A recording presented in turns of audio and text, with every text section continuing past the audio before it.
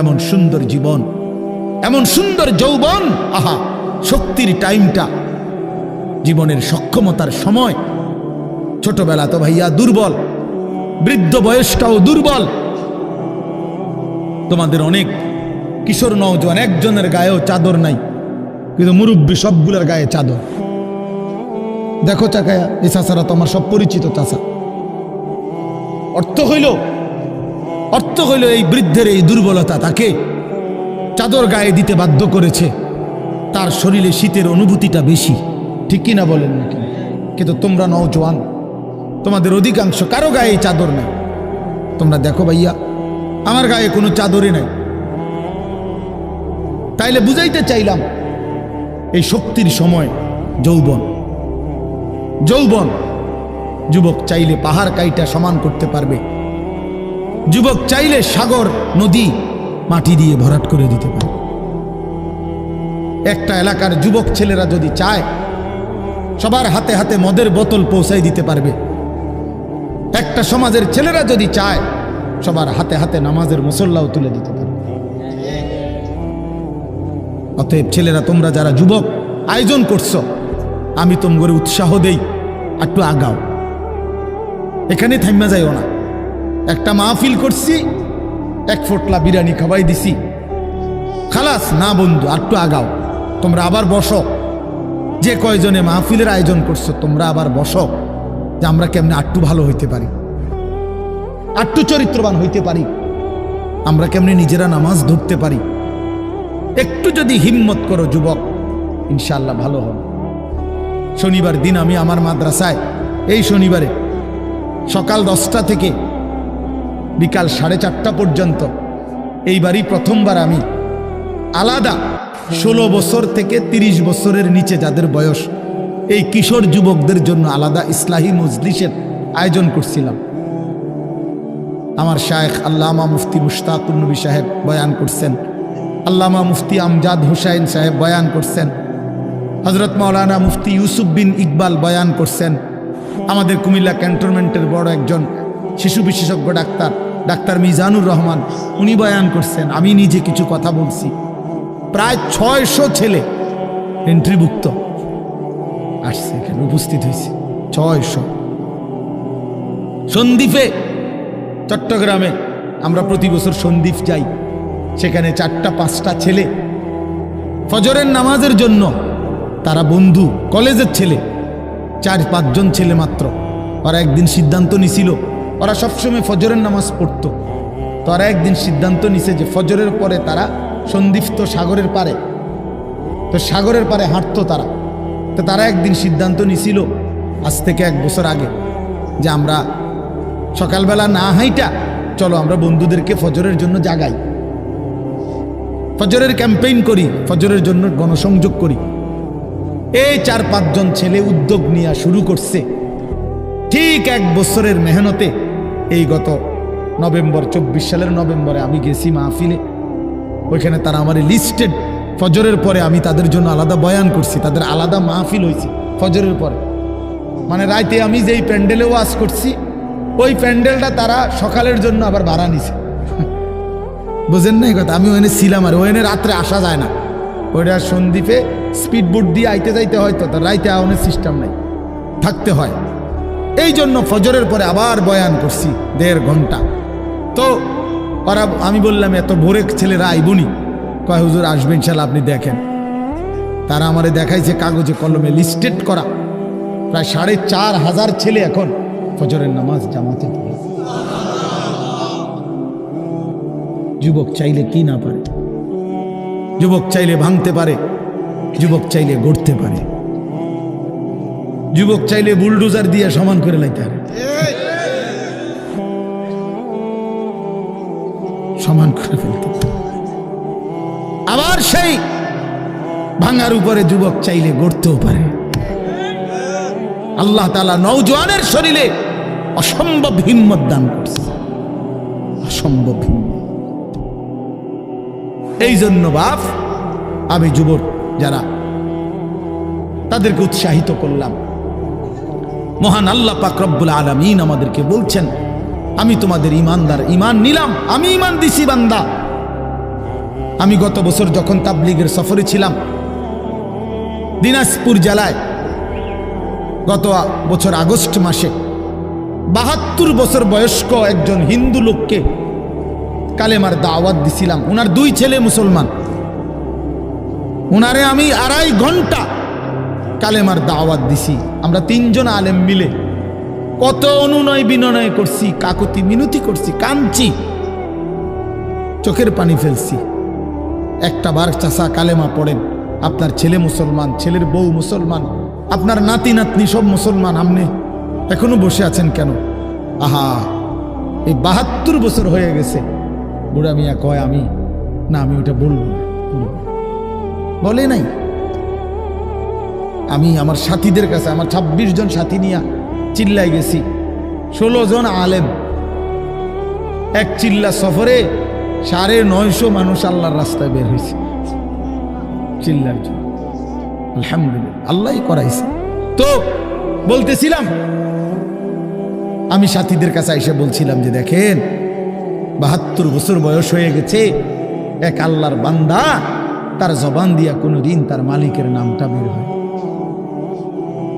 আমারে আপনারে আল্লাহ তাআলা কত বড় তৌফিক দিছে যে আমরা কত হাজারবার, লক্ষবার কালেমা লা ইলাহা ইল্লাল্লাহ মুহাম্মাদুর রাসূলুল্লাহ এটা যে আমরা পড়তে পারি, পড়তে পারছি, এই সৌভাগ্যের কৃতজ্ঞতা কি?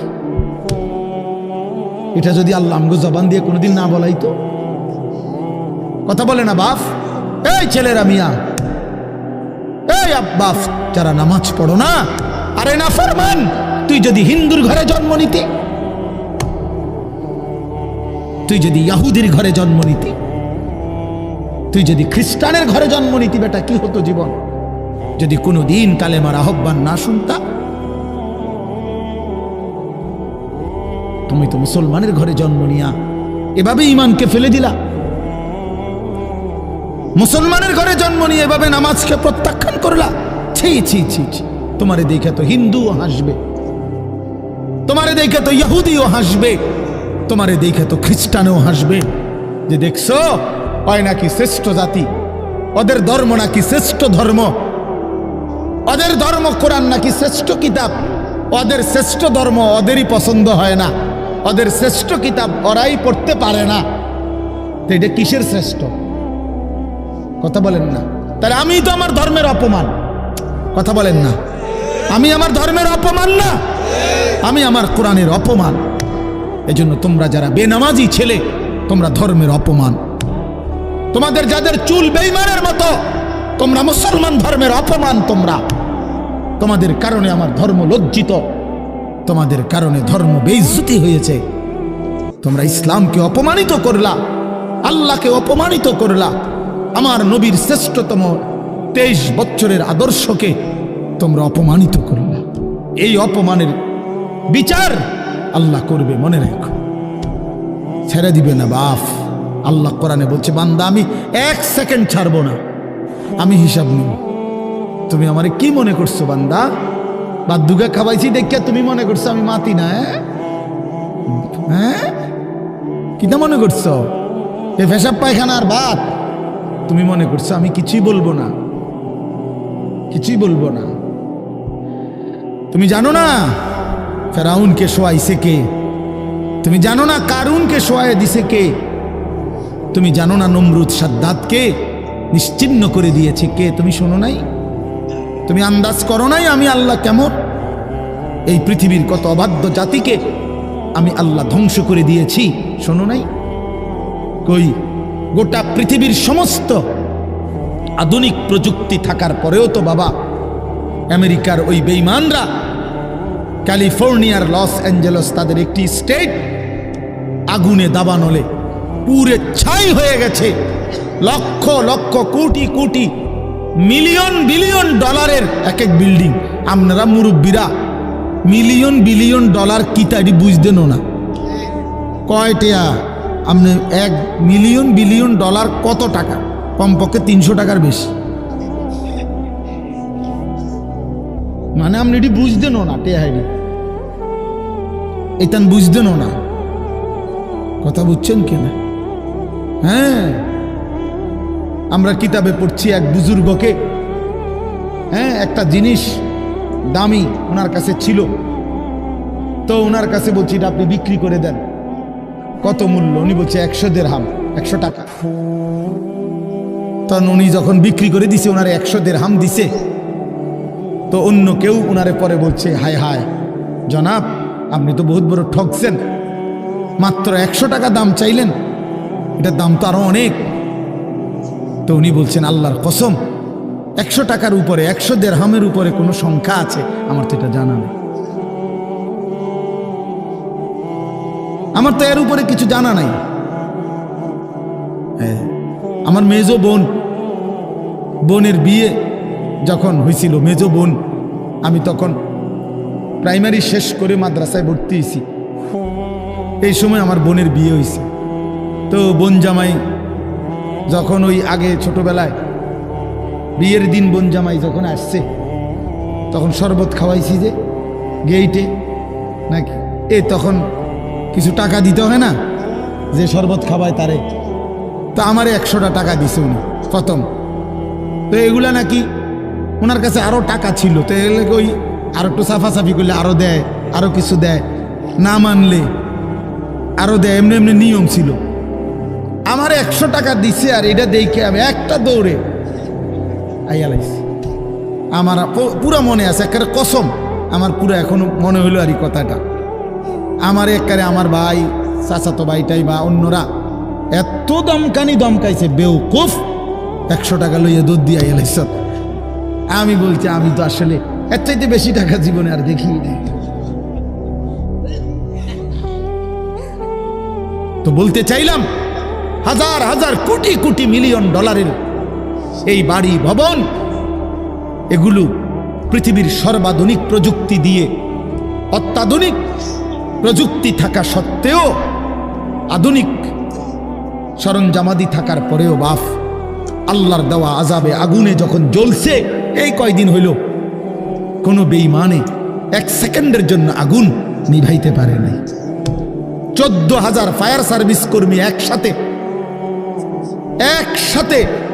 আপনার পানি দিছে, আরো বাড়ে, আগুন আরো বাড়ছে।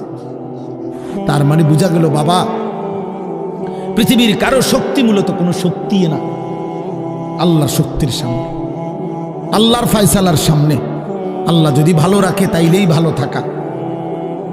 হ্যাঁ, আপনার টাকা তো আছে 1000 কোটি টাকা, কিন্তু আপনার ফেডে অসুখ, আপনি টেহা দিয়ে কিনবেন। আপনার টাকা তো আছে লক্ষ কোটি টাকা, কিন্তু আপনার তো ডায়াবেটিস, আপনি কিনবেন টাকা দিয়ে কি করবেন? আপনি 7 রাজার ধন হইলেও কি লাভ হবে আপনার? এই জন্য আমি অনুরোধ করছি, আমরা মুমিন, আল্লাহ আমাদেরকে বলছে এটাই কথা, সকলেই আল্লাহর কথা শুনবে এটা জরুরি না, এবং সবার সৌভাগ্য হবে এটাও জরুরি। আসমানের ফয়সালা, আল্লাহ তাআলার ফয়সালা। আল্লাহর কথা বলতে পারা এটাও সৌভাগ্য, শুনতে পারা এটাও সৌভাগ্য, ইন্তেজাম করতে পারা এটাও সৌভাগ্য। যালিকা ফাদলুল্লাহি ইউতিহি মান ইয়াশা।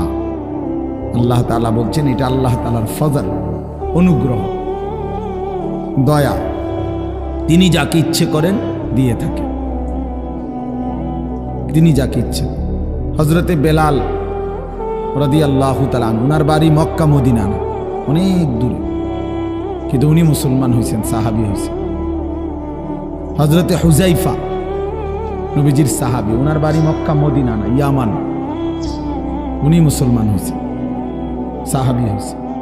হযরতে সালমান, ওনার বাড়ি মক্কা মদিনা না, ওনার বাড়ি ইরান, পারস্য, তো উনি সেখান থেকে আল্লাহ আনাইছেন, উনি কালেমাওয়ালা হয়েছে। হযরত আবু হুরায়রা রাদিয়াল্লাহু তাআলা, বিখ্যাত সাহাবী, সবাই নাম জানে, আবু হুরায়রার নাম সবাই জানেন না? উনিও কিন্তু মক্কা মদিনার মানুষ না, উনি দাউস গোত্র, এটা অনেক দূরের, কিন্তু সেখান থেকে আল্লাহ ওনাকে আনাইয়া মুসলমান হয়েছেন, সাহাবী হয়েছেন। কিন্তু আবু জেহেল বাড়ির কাছে, আল্লাহর ঘর কাবার সবচেয়ে কাছে, সর্বপ্রথম বাড়ি যার কাবা ঘরের পরে আবু জেহেলের বাড়ি। জানেন এটা? আবু জাহেলের ঘরের আগে কারো ঘর নেই, কারো ঘর ছিল না। নবীজির ঘরও আরো পিছনে ছিল, সবার ঘর পিছনে। কাবা ঘরের সবচেয়ে নিকটতম প্রতিবেশী ছিল আবু জাহেল। তো কি হয়েছে এত? কিন্তু বদনসিব, আবুল আহাব কাছে ছিল, বঞ্চিত। এই জন্য এটা আসমানের ফয়সালা। এত কাছে থেকে বঞ্চিত হলো কেন? এত দূরের থেকে আসলো কেন? বুঝছেন না হিসাবটা? তাহলে মূলত ফয়সালাটা কার? ইউতিহি মান ইয়াশা। আল্লাহ বলছেন আমার অনুগ্রহ, আমার দয়া আমি যাকে ইচ্ছে করে দিয়ে থাকি, আমি যাকে ইচ্ছে করে দিয়ে থাকি। এই জন্য বললাম আর কি, আমি সবাই শুনতে পারবে, শুনবে এটা জরুরি না। আল্লাহ যাকে পছন্দ করে, ইচ্ছে করে, তাকে আল্লাহ তাআলা দ্বীনের বুঝ দান করে। হাদিসের মধ্যে আছে মাইয়ুরিদিল্লাহু বিহি খায়রান ইউফাক্কিহু ফিদ্দীন। আল্লাহ যার ভালো চান, কল্যাণ করতে চান, তাকেই আল্লাহ তাআলা দ্বীনের বুঝ দান করে, দ্বীনের বুঝ দান করে। নবীজি বলেন ইজা আরাদাল্লাহু বিআবদিন খায়রান ইস্তা'মালাহু। আল্লাহ যখন তার কোনো বান্দার ব্যাপারে ভালোর ফয়সালা করে, তো আল্লাহ তাআলা তাকে কাজে লাগান। সাহাবীরা জিজ্ঞেস করছে কিভাবে কাজে লাগায়? কাইফা ইস্তা'মিলুহু, হে আল্লাহ রাসূল আল্লাহ তাকে কাজে লাগান কিভাবে? তো নবীজি বলেন ইউওয়াফিকুহু লিআমালিন ক্বাবলাল মাউত। আল্লাহ যাকে ভালো চান তাকে মৃত্যুর আগে আগে নেক আমল করার তৌফিক দান করেন। এটাই তারে কাজে লাগাইছে যে ঠিক আছে তোমারে দিয়ে আমি আমার সিজদা দেওয়া, তোমারে দিয়ে আমি আমার ঘরের খেদমত নেব, তোমারে দিয়ে আমি আমার কোরআনের খেদমত নেব। আল্লাহ তাকে আমলের তৌফিক দিয়ে থাকেন। তাইলে এই জন্য বললাম, এটা সব সময় মনে রাখবে, আল্লাহর দেওয়া তৌফিক ছাড়া বান্দা নামাজ পড়তে পারে না। বাত আল্লাহ সবাইকে খাওয়ায়, সেজদা আল্লাহ সবাইকে দিয়ে দেওয়ায় না। দুনিয়ার প্রয়োজন আল্লাহ সকলের প্রয়োজন পূরণ করে। জন্তু জানোয়ার, কুকুর বিড়াল, সাপ বিচ্ছু, কাফের মুশরিক বেঈমান নাস্তিক মুরতাদ, এদের সকলের দুনিয়াবি প্রয়োজন আল্লাহ পূরণ করে। এই খানা পিনা, পেশাব পায়খানা, হ্যাঁ জরুরত, এগুলো তো আল্লাহ তাআলা জন্তু জানোয়ারেরও পূরণ করে। কিন্তু সেজদা, আল্লাহর গোলামি, আল্লাহর ইবাদত সবাইকে দিয়ে আল্লাহ করায় না। আল্লাহ যাকে পছন্দ করে, ইচ্ছে করে, তাকেই আল্লাহ তাআলা তার দ্বীনের জন্য কাজে লাগায়, আল্লাহর ইবাদতের তৌফিক দান করে। এই জন্য এটা সবসময় মনে রাখতে হবে। নবী সাল্লাল্লাহু আলাইহি ওয়াসাল্লাম দোয়া করতেন যে আল্লাহ আমার ইবাদত, আপনার ইবাদত সুন্দরভাবে করার জন্য আপনি আমারে সাহায্য করেন। আপনি সাহায্য না করলে হবে না, আপনি তৌফিক না দিলে হবে না। আল্লাহুম্মা লা মানিআ লিমা আ'তাইত। আপনি দিলে বাধা দিবে কে? আপনি না দিলে দিবে কে? আপনাকে বাদ দিয়ে কারো কোনো চেষ্টায় কি লাভ হবে? কোনো লাভ হবে না। এই জন্য এটা অনেক বড় ইহসান, আল্লাহ তাআলার দয়া। আল্লাহ যাকে পছন্দ করে, ইচ্ছে করে, দয়া করে, আল্লাহর ইচ্ছা হয় আল্লাহ তাকে কোরআন পড়তে দেয়, দ্বীন মানতে দেয়, আল্লাহকে সেজদা করতে দেয়। আর এমনি বাকিদেরকে আল্লাহ খাওয়ায় পড়ায়। এটা একটা কমন ব্যাপার। আল্লাহ তাআলা বলছেন আমি অনুগত অবাধ্য সবাইকেই খাওয়াই। কাফের মুশরিক বেঈমান কারো রিজিক দুনিয়াবি আমি আটকাই না। এই জন্য আল্লাহ তাআলা ফেরাউনকেও রিজিক দিছে, মুসা নবীকেও রিজিক দিছে না? নমরুদকেও রিজিক দিছে, ইব্রাহিম আলাইহিস সালামকেও রিজিক দিছে। আল্লাহ তাআলা আবু জেহেল, আবু লাহাবকেও রিজিক দিছে, নবী সাল্লাল্লাহু আলাইহি ওয়াসাল্লামকেও রিজিক দিছে। তাহলে দুনিয়ার প্রয়োজন সকলের পূরণ করছে,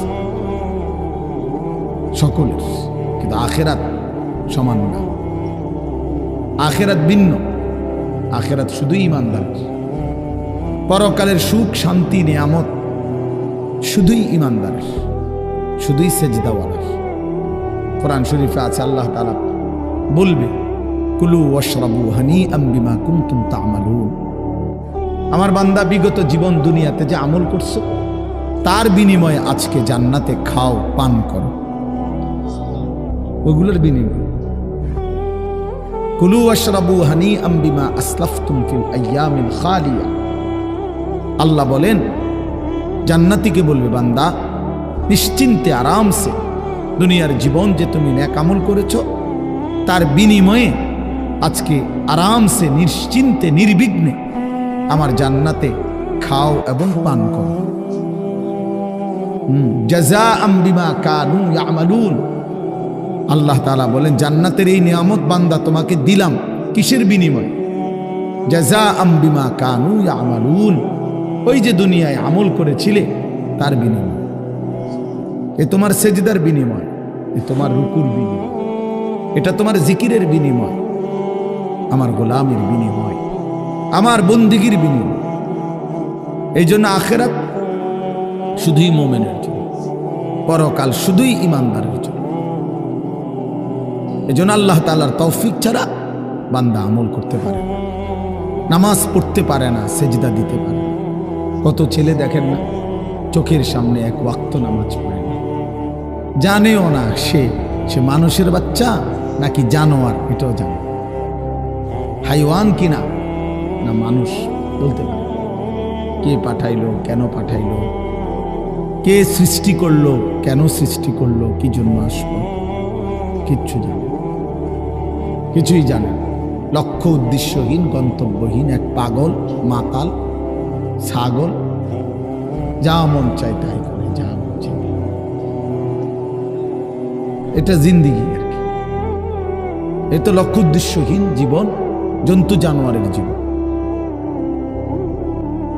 মুসলমান তো তাকে বলে যার সুনির্দিষ্ট গন্তব্য জানা আছে। ইমানদারের গন্তব্য জানা আছে যে আমার গন্তব্য কোথায়, আমার এটা হায়াত, এরপরে আমার মৃত্যু, কবর, এরপরে আমার হাসরের মাঠ, এরপরে আমার মিজান, হিসাব, এরপরে আমার ফুলসেরাত, এরপরে আমার জান্নাত। আমার টার্গেট জানা আছে, আমার গন্তব্য জানা আছে। আমি থামবো সেদিন, জান্নাতে যাব যেদিন।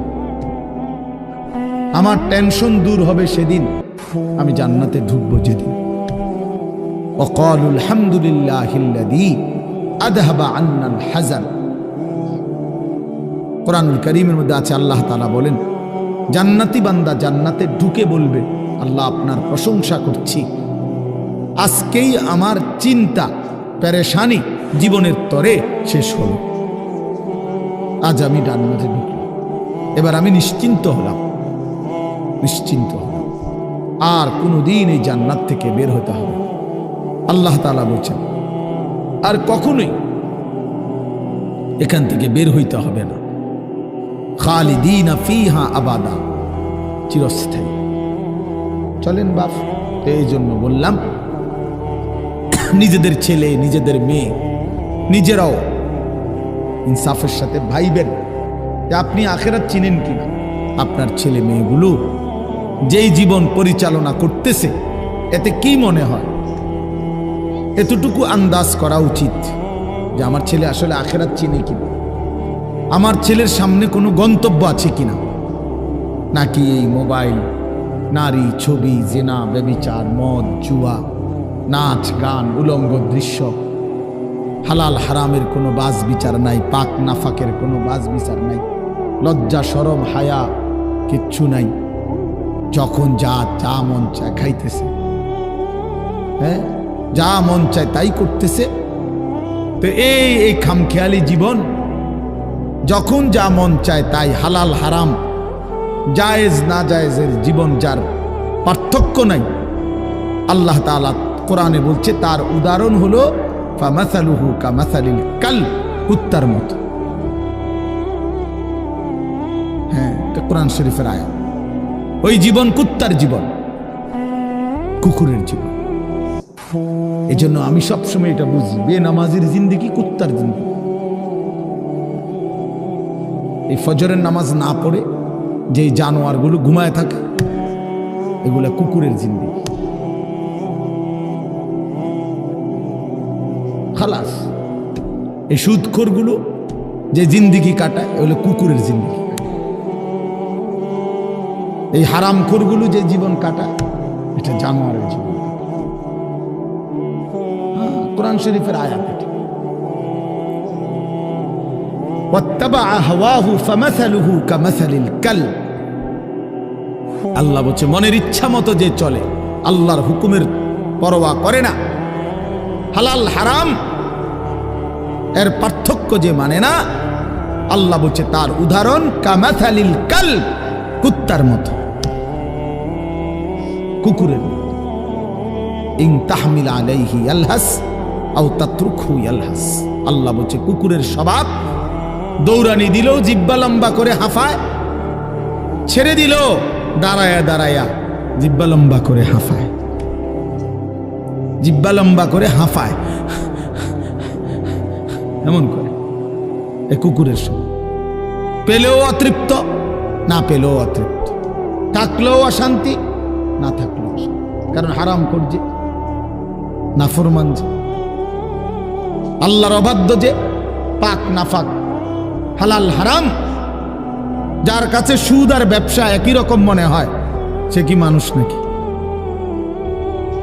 যার কাছে আপন বউ পরের মহিলা সমান মনে হয়, নিজের বউও দেখে, মানুষের বেডিও দেখে, তো তার কাছে কি কোনো হালাল হারামের পার্থক্য আছে কি? তো সে জানোয়ার না তো জানোয়ার কি? সে জানোয়ার না তো জানোয়ারটা কে? তাই বলে, ইনসাফের কথা বলে, নাহলে বিচারে কোন কি কয়? এই জন্য এটা সবসময় মনে রাখবেন, জওয়ান হন আর বুড়া হন, আমি হই আর আপনি হন, হালাল হারামের পার্থক্য যার মধ্যে নাই, কুকুরের মধ্যে কোনো হালাল হারামের পার্থক্য নাই, কুকুরের মধ্যে পাক নাফাকের কিছু নাই, কারণ যেহেতু সে জানোয়ার। কিন্তু মানুষ যে ইনসান, তার সৃষ্টিগত সত্তার মধ্যে হালাল হারামের অনুভূতি থাকতে হবে। মুসলমান তাকেই বলবে যার মধ্যে জায়েজ না জায়েজের পার্থক্য আছে, হালাল হারামের অনুভূতি আছে, পাক নাফাকের অনুভূতি আছে। কোরআনুল কারীমে আল্লাহ তাআলা এটা বলছেন। এজন্য নবীজি বলছেন আল হালালু বাইয়িন ওয়াল হারামু বাইয়িন। যেটা হালাল এটা স্পষ্ট, যেটা হারাম এটাও স্পষ্ট। নবীজি বলেন আমি অন্ধকারে রেখে যাই নাই উম্মতকে, একটা সেকেন্ডের জন্য আমি আমার উম্মতকে আড়ালে রেখে যাই নাই, সব কিছু আমি স্পষ্ট বলেছি। হালালগুলোও পরিষ্কার করে দিছি, হারাম যা তাও স্পষ্ট করে দিয়েছি। 24 ঘন্টার যাবতীয় কর্মকাণ্ড আমি আল্লাহ স্পষ্ট করে দিয়েছি। ওই দেখেন ওই অপদার্থ ছেলেটার দিকে দেখেন, এক নজরে মোবাইলের দিকে তাকায় রয়েছে, কারে বলে কি ওয়াজ করে হের কোনো খবর। এটা ধরে রাখছে মোবাইল, এক নজর একদিকে হালা। এবার ওয়াজ হয়, কারে বলে কি বলে, আমার এত কিছু দরকার, আমি আর আমার মোবাইল। এই জিন্দেগি, এই ছেলে পেলেদের আকসারের জীবন। 24 ঘন্টা পৃথিবীতে তার একটাই জিনিস, সেটা হলো একটা মোবাইল। এটাই তার মা, এটাই তার বাবা, এটাই তার আত্মীয়, এটাই তার স্বজন। মোবাইলেই হাসে, মোবাইলেই কাঁদে, মোবাইলেই আবেগ, মোবাইলেই অনুভূতি, সব কিছু জীবনের মোবাইলটা। কোত্থেকে আসলো, কে বানাইলো, কে সৃষ্টি করলো, কেন পাঠাইলো, কে আমারে বানাইলো, আমি কোত্থেকে আসলাম, কেন রাত হয়, কেন দিন হয়, আমার কোনো দায়িত্ব আছে কিনা আমার আল্লাহর পক্ষ থেকে, কিচ্ছুর কোনো সামান্যতম বুঝ বুদ্ধি আকল দিমাগ কিচ্ছু। 365 দিন, এক বছরে কোনো দিন নামাজ পড়ে না, তারও কিছু মনে পড়ে না, কেউ তারে মনে করাইও দেয় না। কই তার বাপ কেডা, তার মা কি, কেউ একটু বলেও না যে কিরে বাপ তুমি যে এক ওয়াক্ত নামাজ পড়ো না, তুমি মুসলমানের বাচ্চা হইলা কেন, তুমি মানুষের বাচ্চা হইলা কেন। তার মা একটা বার বলে না, মা এ কেমন, সন্তানই কেমন। আমার খুব আফসোস লাগে, এটা খুব আফসোস লাগে। মাঝে মাঝে মনটা চায় যে কি আসলে কি মুসলমান এত পাষাণ হইল কেমন? বাপে কেমন, সন্তানেই কেমন, মাই কেমন, মেয়েটাই কেমন। কেউ পর্দা করেন, মাও বেপর্দা, মেয়েও বেপর্দা। বাপ ফুজি ছেলে মেয়ে সবাই মিলে টেলিভিশন চায়, একসাথে নাচ গান নর্তকীর ছবি নাটক সিনেমা দেখতেছে। ছি ছি ছি ছি! কত নিকৃষ্ট মুসলমান, কত বেশরম বেহায়া নির্লজ্জ হইলে এত বড় বেশরম হইতে পারে? আত্মমর্যাদা, আত্মসম্মান, লজ্জা যদি এক বিন্দু থাকতো তাইলে তো বাবা জিজ্ঞেস করতো যে কিরে বাপ, তুই মুসলমানের ঘরে জন্ম নিয়া এক ওয়াক্ত নামাজ পড়ে না, তুই কেমনে রে আমি মুসলমানের সন্তান হইলি? তুই মুসলমানের ঘরে সন্তান হইলি কেমন? আরে এইটা তো আগে বোঝাপড়া করার বিষয় ছিল। তোর বিদেশ, তোর চাকরি, তোর দাখিল, তোর এসএসসি বেড়া এডি বাদ দে বেড়া, থো বেড়া এডি পরের কথা বেড়া। আগে তুই মুসলমানের বাচ্চা কিনা আগে এটা বল বেটা। তোর নামাজের বোঝাপড়া কর আগে বেটা। কিসের তোর বিদেশ, আবার কিসের তোর দেশ? তোর চাকরি দিয়ে আমি করব কি? তোর ব্যবসা দিয়ে আমি করবো কি? তোর উপার্জন খাইয়া আমি করবো কি বেটা? তুই তো হারাম কর, তুই তো নাফরমান। এতটুকু যদি বিবেক বাবার না থাকে, সেটা কেমন বাপ? এ কেমন অভিভাবক? এ কেমন মুসলমান মা বাবা যাদের হৃদয়ে এ কথা আসলো না? আপনার তো উচিত ছিল আগে এই বোঝাপড়া করা। আগে ছেলের সাথেই বোঝাপড়া করেন। তুই মুসলমানের বাচ্চা কিনা আগে এটা বল। মুসলমানের বাচ্চা 16 বৎসরে এক ওয়াক্ত নামাজ ছাড়া থাকে কেন? কথা বলেন, ইনসাফ কি বলে? ইনসাফের কথা বলেন, বিচারের কথা বলেন। ছেলেগুলোকে আপনারা এভাবে ছেড়ে দিলেন, আর তোমরা ছেলেরাও বাবা এভাবে নষ্ট হয়ে গেল। অনাদরে, অবহেলায় এমন সুন্দর জীবন, এমন সুন্দর যৌবন, শরীর স্বাস্থ্য সব শেষ করে দিলাম। একবারও মনে পড়লো না তোমারও তো শেষ আছে বাপ। রাত যেমন ভোর হয়, দিন যেমন রাত হয়, তোমারও হায়াতও একদিন শেষ হয়। প্রতি ঘন্টা মিনিট সেকেন্ড যায় মানে তোমার হায়াত যায়, আমার হায়াত যায়, ঠিক না? তো আল্লাহ আমাদেরকে বুঝ দান করেন। এজন্য বাপ আমরা ভাবা উচিত, আমাদের এটা ফিকির করা উচিত। ছোটরাও বড়রাও মাঝ বয়সীরাও এত লাগাম ছাড়া মানুষ হয় না। মুসলমানের জীবন এত বড়, জন্তু জানোয়ারের মতো হওয়ার কথা না বাবা। হ্যাঁ, গুনাহ হইতে পারে, গুনাহ আমারও আছে, আপনাদেরও আছে, গুনাহ হইতে পারে, হবে। সেটা হলো হুচট খাওয়া। মানে চলার পথে আমি 10 কিলো পথ হাঁটলাম, আমি 30 কিলো পথ গেছি এক জায়গা থেকে আরেক জায়গায়। তো এই চলার পথে হয়তো একবার আধবার পড়ে যাইতে পারি, পিছলা খাইতে পারি, ঠিক আছে, এটা হইতে পারে। কিন্তু আমি বুঝি 30 কিলোমিটার একেবারেই পড়ে রইলাম, পিছলা খাইয়া রইলাম। তাহলে ভুল আমার হইতে পারে, গুনাহ আমার হইতে পারে। আমার 6 মাসে কোনোদিন নামাজ ছুটে যাইতে পারে। আমি জীবন চলার পথে কখনো কাউকে রাগ করতে পারি, গালি দিয়া লাইতে পারি। এটা তো হওয়া স্বাভাবিক, হইতে পারে। কিন্তু লাগাতার প্রতিদিন একরকম, এটা মুসলমান? কথা বুঝছেন কিনা আমার? আপনি বুঝি এখানে প্রত্যেকদিন মিশা কথা কইবেন, আপনি বুঝি প্রতিদিন সুদ খাইবেন, আপনি বুঝি প্রত্যেক দিন ওজনে কম দিবেন, এটা বুঝি মুসলমান? আপনি বুঝি একদিনও নামাজ পড়তেন না, আপনি বুঝি 365 দিনে কোনোদিন ফজরের নামাজ পড়তেন না, এটা মুসলমান?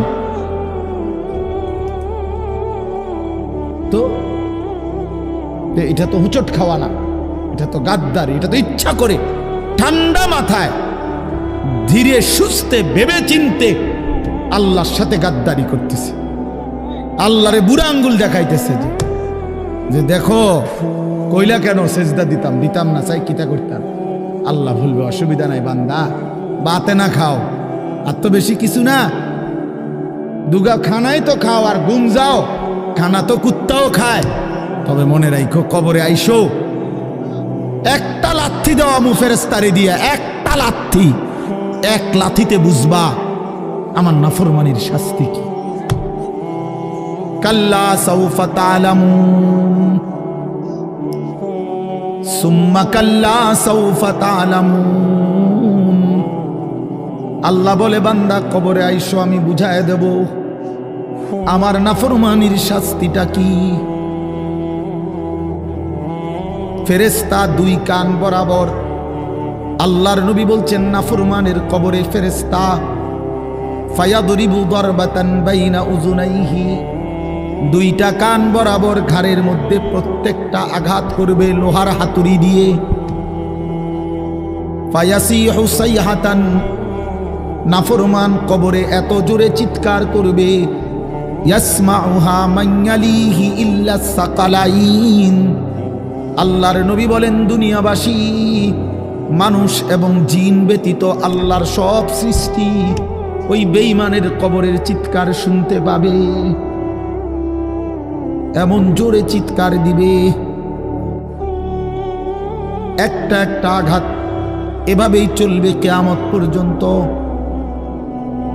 এভাবেই চলবে কিয়ামত পর্যন্ত।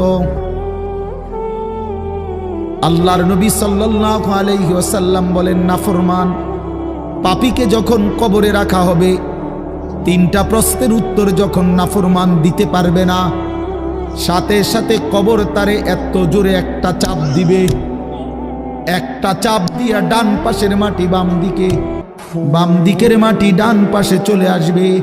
হাত্তা তাখতালিফা আদলাউহু, আল্লাহর নবী বলেন ডান পাশের পাঁজরের হাড্ডি ভাইঙ্গা বাম পাশে ঢুকে যাবে, বাম পাশের হাড্ডিগুলো ভাইঙ্গা ডান পাশে ঢুকে যাবে। নবীজি দেখায়া দিছে হাত্তা তাখতালিফা আদলাউহু, এইভাবে দুই আঙ্গুল একটা যেমন আরেকটার মধ্যে ঢুকে যায়, আল্লাহর নবী বলেন এভাবে পাঁজরের হাড্ডি একটা আরেকটার মধ্যে ঢুকে যাবে। কি বাপ মনে করছো তোমারে এমনে এমনে ছেড়ে দিব? কি মনে করছো যার ভাত খাইলা তার বুঝি হিসাব দিতে হবে না? কি মনে করছো মুফত এটা? হ্যাঁ, কার পানি পান করেছো, কার ভাত খেয়েছো, কার আসমান, কার জমিন, কার চন্দ্র, কার সূর্য ব্যবহার করেছো বান্দা? কার এটা? তোমার আব্বার? শরীরটা তোমার বাপের নি, চোখ নাক কান তো তোমার আল্লাহর। আলাম নাজআল লাহু আইনাইন ওয়া লিসানান ওয়া শাফাতাইন। আল্লাহ বলে বলো না বান্দা আমি কি দুইটা চোখ দেই নাই? ওহ বাবা কথা কই, আমি কি জিহ্বাটা দেই নাই? আমি কি দুইটা ঠোঁট দেই নাই? তো উত্তরে কি বলবেন যে না দেন নাই? কি বলবেন? কথা বলেন। তো কথা বলার হিম্মত আছে কারো যে আল্লাহ আপনি চোখ দেন নাই, আপনি ঠোঁট দেন নাই? কারো সাহস আছে কিনা এটা বলার? তাইলে আল্লাহই তো দিয়েছেন। আলাম নুসিহ জিসমাকা, হাদিসে আছে নবীজি বলেন আল্লাহ জিজ্ঞেস করবে হাসরের মাঠে বান্দা বলো না আমি কি তোমার শরীরটা সুস্থ রাখি নাই? ওয়া নুরবিকা মিনাল মা, আমি কি প্রতিবার তৃষ্ণার্ত অবস্থায় তোমারে আমি আল্লাহই তো আমি কি পানি পান করাই নাই? আমি তো পানি পান করিয়েছিলাম, আমি তো তৃষ্ণা নিবারণ করেছিলাম, আমি তো ক্ষুধার চাহিদা পূরণ করেছিলাম, আমি তো কায়নাতের সূর্য চন্দ্র আলো বাতাস দিয়েছিলাম। ওয়াজআলনা নাওমাকুম সুবাতা, আল্লাহ বলে সারাদিনের ক্লান্তি দূর করার জন্য রাত্রি গভীরের ঘুম আমি আল্লাহই তো বানিয়েছি। ওয়াজআলনাল লাইলা লিবাসা, অন্ধকার কালো চাদর দিয়ে ঢেকে পৃথিবীটাকে অন্ধকারাচ্ছন্ন করে দিয়েছি আমি আল্লাহই তোমার ঘুমের উপযুক্ত পরিবেশের জন্যে। আবার দিনের বেলা আলোকিত করে দিয়েছি তোমার উপার্জনের সুবিধার জন্যে। রাতে তুমি ঘুমাইবার জন্য অন্ধকার করে দিয়েছি। দিনে তুমি রোজগার করবা এই জন্য আলোকিত করে দিয়েছি। সুবহানাল্লাহ। ওয়াজআলনান নাহারা মাআশা, উপার্জনের জন্য দিন বানিয়েছি, ঘুমাইবার জন্য রাত বানিয়েছি। ওয়াজআলনা সিরাজান ওয়াহাজা, একটা উজ্জ্বল সূর্য আমি আল্লাহই বানিয়েছি। وأنزلنا من المعصرات ماء ثجاجا, জমাট বাঁধা মেঘ থেকে আমি আল্লাহ অঝোর ধারায় বৃষ্টি নামিয়েছি। এই জমিনটাকে সিক্ত নরম করেছি, ছোট্ট ছোট্ট ছিদ্র বানিয়েছি। তোমার অনাদরে ফেলে দেওয়া দানা আমি আল্লাহ কুদরতি স্বয়ংক্রিয় মেশিন দিয়ে আমি আল্লাহ জমিনের নিচে আমি নিয়ে এসেছি। কয়দিন পরে আবার আমি আল্লাহ সেই ছোট্ট দানা থেকে নতুন গাছ বের করে দিয়েছি। লিনুখরিজা বিহি হাব্বান ওয়া নাবাতা, তাহলে রিজিকের ব্যবস্থা আমি করলাম, ঘুমের ব্যবস্থা আমি করলাম, উপার্জনের পরিবেশ আমি করে দিলাম, শরীর স্বাস্থ্য জীবন যৌবন আমি দিলাম। আমি কেন সেজদা পেলাম না? আল্লাহ যদি বলে বান্দা আমি কি অপরাধ করলাম, আমি তোমারে এত কিছু দিয়ে আমি কি অন্যায়টা করলাম যেই অপরাধের কারণে তুমি আমারে সেজদা দিলা না? কি বলবা যুবক? নাফরমান যুবক কি বলবা? অসভ্য যুবক যে নামাজ পড়ো না, হাইওয়ান তুমি কি বলবা? তুমি মানুষ না জানোয়ার? বেনামাজি তুই মানুষ না জানোয়ার? বল, মানুষ না জানোয়ার? বল বেটা। অনেক বেহায়া এখনো হাসে এইখানে, এত বড় অসভ্য বেহায়া, এই বেহায়া এখনো হাসে। চিন্তা করছো নি? হ্যাঁ, এত বড়, এত নির্লজ্জ, এত বড় অসভ্য যে এখনো হাসে। অর্থ হইল আমারই কয়, বুঝেন নাই? বুঝতেছে সে আমারই কয়। আহ আহ, আমার মনে হয় কুকুর রে কইলে কুকুর মাথা নামাইলে। আহা, আমাদের সন্তানদের হালাত কত নাজুক, চিন্তা করে দেখে।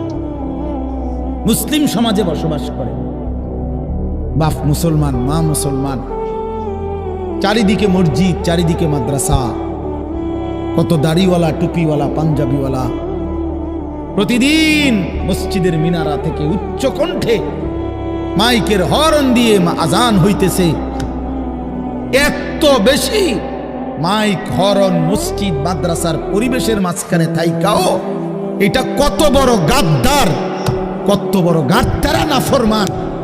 এত সুন্দর চারদিকে মসজিদ, মাদ্রাসা, আলেম ওলামা, দাড়ি, টুপি, মাদ্রাসার পরিবেশের ভেতরে থাইকাও জানোয়ারে একটা সেজদা দেয় না। কত বড় নিকৃষ্ট জানোয়ার, চিন্তা করছে। এই বাপ, এমন সন্তান পাইলা কবরে যাই আফসোস ছাড়ার কিচ্ছু নেই। আজকে যদি এই আফ্রিকার জঙ্গলে থাকতো তাহলে হয়তো যে বাবা এত বড় আফ্রিকার জঙ্গলে ছিলাম যেখানে কোনো দিন কোনো আজান হয় নাই, যেখানে কোনো মসজিদ দেখি নাই, মাদ্রাসা দেখি নাই, আল্লাহ চিনব কোত্থেকে? আমি তো আফ্রিকার জঙ্গলের ভিতরে থাকতাম। বলেন, একটা ছেলে বলেন, এই ছেলেগুলো বেনামাজি যে ছেলেগুলো, এদেরকে জিজ্ঞাসা করেন যে বাবা তুই কি আল্লাহ চিনলি না, না রাসূল চিনলি না? তুমি বাবা কি মসজিদ চিনলা না, মাদ্রাসা চিনলা না? কোনোদিন কি কোরআন দেখলা না? কারো লাশ, কারো জানাজা, কারো কবর কিছুই দেখো নাই? কিচ্ছুই তোমার কলজার মধ্যে কোনো এক বিন্দু কোনো বিবেক অনুভূতি জাগাইলো না? শুধু নারী, শুধু একটা মোবাইল, শুধু একটা ছবি, শুধু একটা অশ্লীল দৃশ্যের কাছে হেরে গেলা। ছেলেরা বলো বাবা, তোমরা বলো, কার কাছে হাইরা গেলা? কেমনে হাইরা গেলা তুমি? তোমার বাপ মুসলমান, মা মুসলমান, তোমার ঘর মুসলমান, তোমার দাদা দাদি, নানা নানি, চাচা মামা, ফুফা খালু সব মুসলমান। তোমার এলাকার চারদিকে আজান হয়, তোমার মহল্লার প্রত্যেক গলিতে গলিতে মাদ্রাসা আছে, কোরআনের ঘর আছে, তোমারই কোনো না কোনো চাচাতো ভাই, মামাতো ভাই, ফুফাতো ভাই, আত্মীয় কেউ না কেউ হাফেজে কোরআন আছে, আছে না? তালেবে ইলম আছে, মাদ্রাসায় পড়ুয়া আছে। এত কিছু দেখার পরেও যার কলিজায় এক ওয়াক্ত নামাজ পড়তে মন চায় না, তার দিল পাথরের চাইতে শক্ত, তার দিল জন্তু জানোয়ারের দিলের চাইতে নিকৃষ্ট। কারণ এ বড় শক্ত হারামি, মনে রাখি। সে কিছুই মনে করে না আল্লাহকে, কিছুই মনে। এত মসজিদ মাদ্রাসা, এত নামাজ রোজার এত চিহ্ন দেখাও তে কয় যে আমি কিছুই বিশ্বাস করি না। আমি বিশ্বাস করি আমার জীবন হলো মোবাইল, আমার জীবন হলো নারী, আমার জীবনের অর্থ হলো ছবি, আমার জিন্দিগির মাকসাদ হলো উলঙ্গ ছবি দেখা, নর্তকী দেখা, জিনা ব্যভিচারের দৃশ্য দেখা, মদের আড্ডা, জুয়ার আড্ডা, নারীর আড্ডা, কোন অশ্লীল মেয়ের পিছনে জীবনটা শেষ করে দেওয়া, খালাস। আমি বুঝছি এটাই জীবন। কিসের মসজিদ, কিসের মাদ্রাসা, কিসের আল্লাহ, কিসের রাসূল, আমি এগুলা বুঝি না। এতটা উল্টে গেল কেন?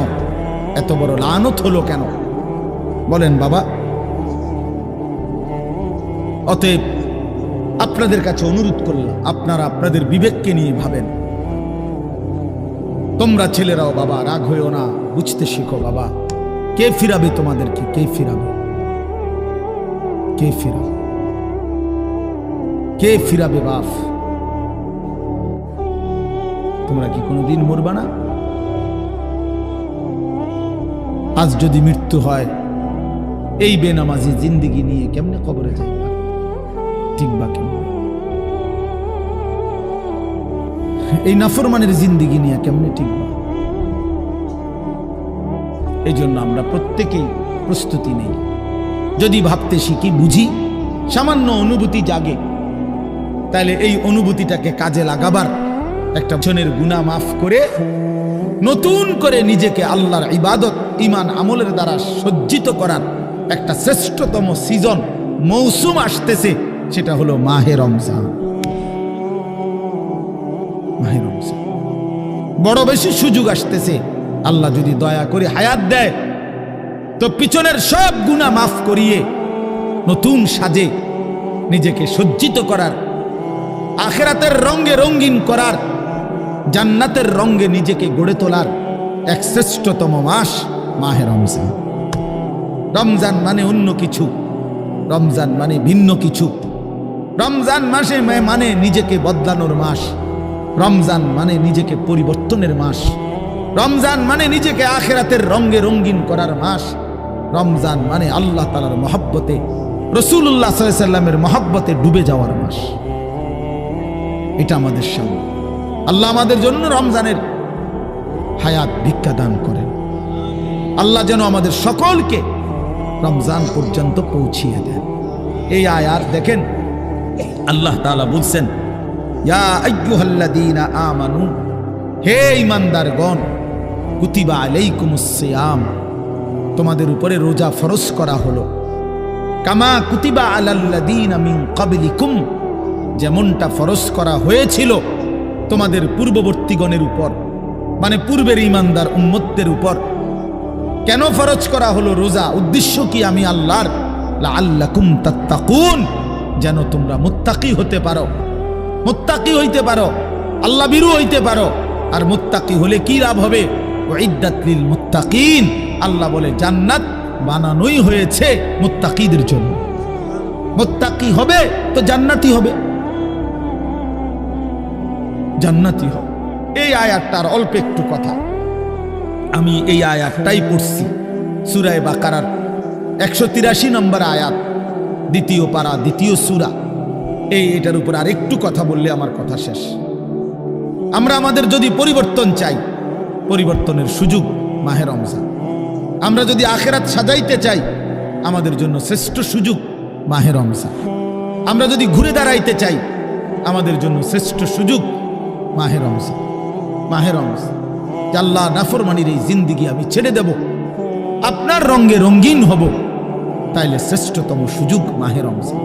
মাহে রমজানের মধ্যে অসম্ভব শক্তি আছে, মাহে রমজানের মধ্যে অসম্ভব পাওয়ার আছে।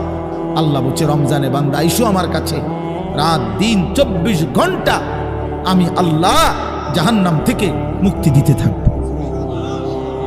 ও তাখা উমিনান নার, জাহান্নাম থেকে মুক্তি দেব, সারা রাত মুক্তি দেব, সারা দিন মুক্তি দেব।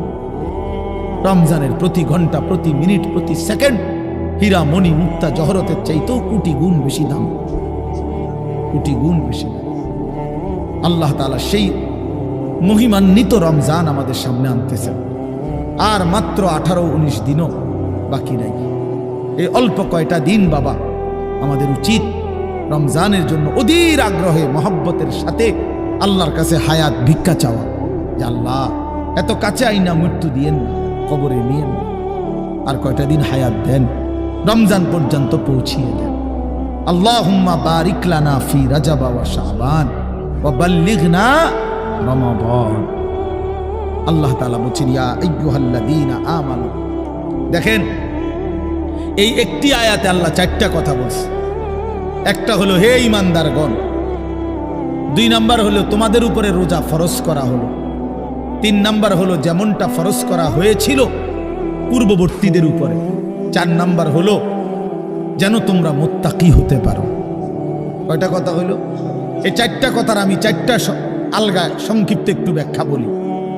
1 নাম্বার হলো হে ঈমানদারগণ, এটা আল্লাহ আমাদেরকে ডাক দিয়েছেন। তাফসীরের মধ্যে আছে আদম আলাইহিস সালাম থেকে নিয়ে আমাদের নবী পর্যন্ত, ইতিপূর্বে আমাদের নবীর আগে যত নবী পৃথিবীতে আল্লাহ পাঠাইছেন, ওই নবীদের উপরে যারা ঈমান আনছিল, ওই নবীদের আমলে তাদের কাউকে কোনোদিন আল্লাহ তাআলা এই শব্দ দিয়ে হে ঈমানদারগণ, ইয়া আইয়ুহাল্লাযীনা আমানু বলে ডাক দেন নাই। আগে সর্বপ্রথম আমাদের নবী, আখিরি নবী, আল্লাহর বন্ধু, আমাদের নবীর ভালোবাসায় আল্লাহ তাআলা বলছে, বন্ধু, বিগত কোন নবীর ঈমানদার উম্মতকে আমি যেই শব্দে ডাকি নাই, এই প্রথম আপনার ভালোবাসায় আপনার ঈমানদার উম্মতকে আমি ইয়া আইয়ুহাল্লাযীনা আমানু এই নতুন শব্দে ডাক দিলাম। হে ঈমানদারগণ, হে ঈমানদার, তোমরা আমার। তাফসীর ইবনে কাসিরের মধ্যে আছে, যে ঈমানদার সে আল্লাহর বন্ধু, যে মুমিন সে কার বন্ধু? আল্লাহর বন্ধু। আল্লাহর বন্ধু, মুমিনের বন্ধু আল্লাহ, আল্লাহর বন্ধু মুমিন, আল্লাহর বন্ধু মুমিন। এই জন্য তাফসীরে লিখছে হে ঈমানদারগণ, এই কথার আরেকটা তর্জমা এটা, হে আমার বন্ধুগণ। আল্লাহ যেন ডাক দিয়া বলছে, হে আমার বন্ধুগণ, তোমরা আমার বন্ধু, তোমরা আমার। আমি বানাইছি বহু জনেরে, তোমরা বানাইছি আমার জন্য, আমার জন্য। তোমরা আমার, তোমরা আমারে মেনে নিয়েছ, তোমরা আমার কালেমা পড়েছ, তোমরা আমার রাসূলকে মেনে নিয়েছ, অতএব তোমরা আমার। তোমাদের কালেমা লা ইলাহা ইল্লাল্লাহ মুহাম্মাদুর রাসূলুল্লাহ, এটা আমি গ্রহণ করলাম, গ্রহণ করে আমি নিলাম। এই জন্যই আমি তোমাদেরকে ডাক দিই। তুমি বলছো আমি এনে ভর্তি হমু, ওই যে আমারে মোহাম্মদে বলছে, তার ছোট ভাই হাফেজ মুশাররফ কয়, আমার আজকে বললো যে হুজুর ভর্তি করামু আপনার মাদ্রাসায়, তো কি কোন সময় আমু, ফরম নিয়ম কানুন কি? আমি এত কথা তোমার দরকার কি? হাতে ভর্তি হইব সারছে তো আর কি। তার মানে আমি বলতে চাইছি, তারে কি বুঝাইলাম, তোমার এত নিয়ম কানুনের দরকার কি? আমি তারে নিলাম, খালাস, আমি ভর্তি নিলাম। তাইলে অর্থ হইল আল্লাহ তাআলা বলছেন, বান্দা তোমার কালেমা আমি নিলাম, তোমার ঈমান আমি নিলাম, এজন্য আমি তোমারে মুমিন বলে ডাক দিলাম। আল্লাহ কাউকে নিজের করে ডাক দেওয়া, খোদার কসম, এটা তার জীবনের সবচেয়ে বড় পাওয়া। যদি দিল থাকতো তাইলে আমরা বুঝতাম। এক এমপি সাহেব যদি কারো নাম নেয়, এক মন্ত্রী সাহেব কারো নাম নেয়, আর তারে যদি কেউ আইয়া কয় আজকে তো মন্ত্রী সাহেবের কাছে গেছিলাম আর উনি তোমার নাম নিছে, তোমার কথা ভালো কইছে, বাবা হেতে বেটা তো মানে ঠ্যাঙালগি দিয়ে আটতে লাগবে। হ্যাঁ, বাইতাইয়া ঘরে বেড়িয়ে কথাবার্তা সাবধান কও, আগের মতো নাই, যেরুম মনে করছে এরুম না। কি কিছে মন্ত্রী সাহেব আজকেও আমার নাম রয়েছে, জিঙ্গাও মানে সে এটাকে খুব গৌরবের মনে করবে, ঠিক কিনা বলেন না কেন? সবার কাছে ঘুরে ঘুরে বলার চেষ্টা করবে আমি কিন্তু মন্ত্রীর পরিচিত। হাদিসের মধ্যে আছে এক সাহাবী উবাই ইবনে কাব রাদিয়াল্লাহু তাআলা আনহু, সাহাবীদের মধ্যে নবীজির সবচেয়ে সুন্দর কোরআন শরীফ পড়তেন যিনি, ওনার নাম হলো উবাই ইবনে কাব। তো এই উনি নবীজি একদিন উনাকে বলছেন এই সাহাবীকে যে উবাই এদিকে আসো, তুমি আমারে কোরআন শরীফ পড়ে শোনাও। বুঝছেন? তখন ওই সাহাবী একটু লজ্জিত হয়ে বলতেছি, ইয়া রাসূলুল্লাহ, আমি আপনার সামনে কোরআন পড়বো? অথচ কোরআন তো আমরা আপনার থেকেই শুনি, কোরআন আপনার উপরেই নাজিল হয়, আমি কোন সাহসে আপনার সামনে কোরআন পড়ি? তো নবীজি বললেন, শুনো, মহান আল্লাহ পাক রব্বুল আলামিন জিব্রাইল পাঠাইয়া তোমার নাম নিয়া বলছে তোমার কাছ থেকে আমি কোরআন শুনতে। এই আমরা স্পষ্ট হাদিসে পড়ছি, বিশ্বাস করেন। এই সাহাবী এটা শুই না 3 বার জিজ্ঞাসা করছে নবীজিরে, আওয়াসাম্মানি আল্লাহ, ইয়া রাসূলুল্লাহ বললেন কি আমার আল্লাহ আমার নাম নিছে? আমার নাম? আর কোন কি আপনি? নবীজি বলল, হ তোমার নামে তো নিছে। উনি আবার জিজ্ঞাসা করছে, ইয়া রাসূলুল্লাহ সত্যি বলছেন আমার নাম নিয়েছেন আল্লাহ? বলছে, হ তোমার নাম। আবার জিজ্ঞাসা করছেন, হাদিসের স্পষ্ট শব্দ আছে ফাবাকা।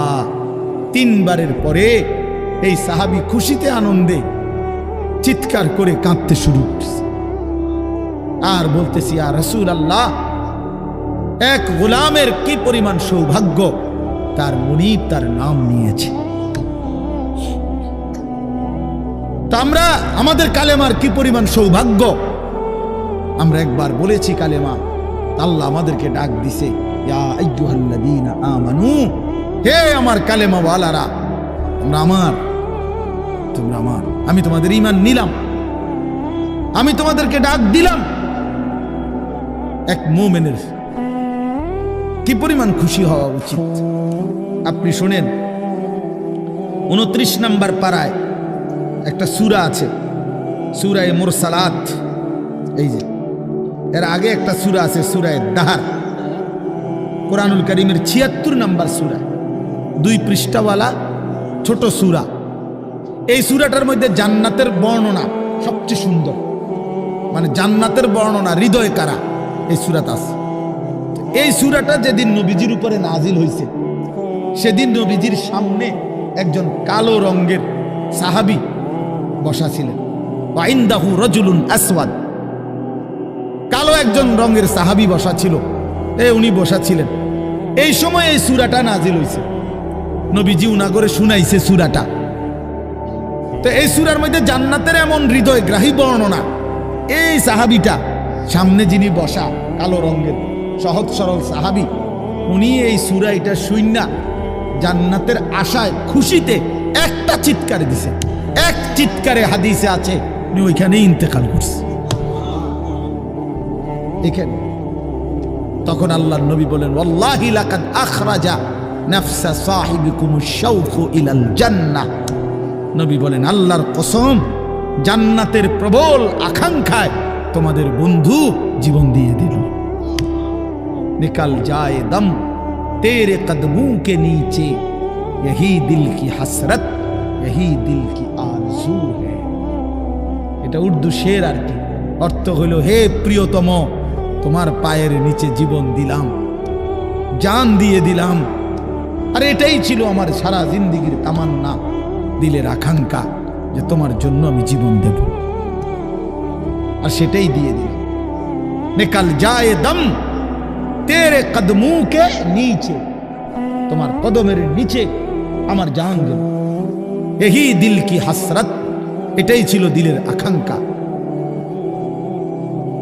এজন্য আজকে ছেলেরা কোথায় জীবন শেষ করে দিচ্ছ? এমন সুন্দর জীবন, এমন সুন্দর যৌবন, আহা, শক্তির টাইমটা, জীবনের সক্ষমতার সময়। ছোটবেলা তো ভাইয়া দুর্বল, বৃদ্ধ বয়সটাও দুর্বল। তোমাদের অনেক কিশোর নওজোয়ান একজনের গায়েও চাদর নাই, কিন্তু মুরব্বী সবগুলোর গায়ে চাদর। দেখো চাকায়া, এই চাচারা তো আমার সব পরিচিত চাচা।